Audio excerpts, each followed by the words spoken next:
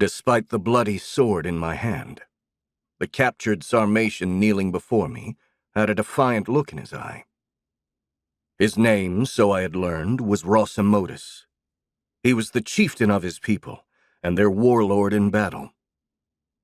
I found his swarthy face arrogant, especially for someone kneeling in bondage before an emperor of Rome.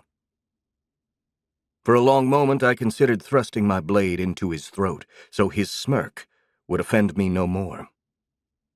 There was a day when I would have done just that.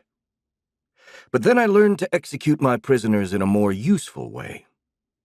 It became my custom to throw the vanquished barbarians into the arena, where their deaths would do me some good.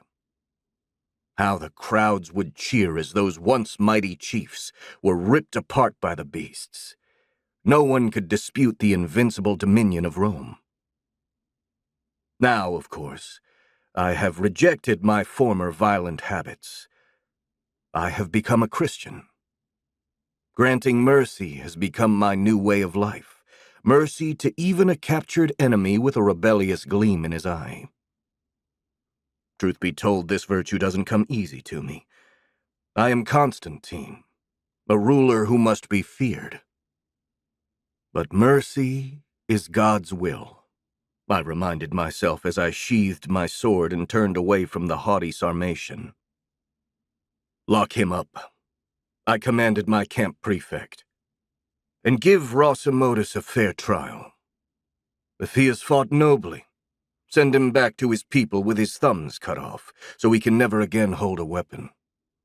But if he is guilty of treachery... The prefect smiled wickedly as he tried to finish my command.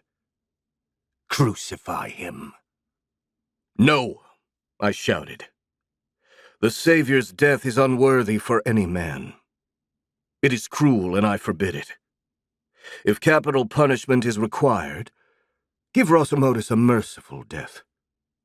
Execute him by the sword, and swiftly. But first let him defend himself before a magistrate, which is only right in the eyes of God. Yes, Your Highness, the prefect replied, as the guards dragged the prisoner away. I shivered and drew my cloak around me as I gazed across the wide and placid Danubius River. It was a cold day on the river's wind-swept plain.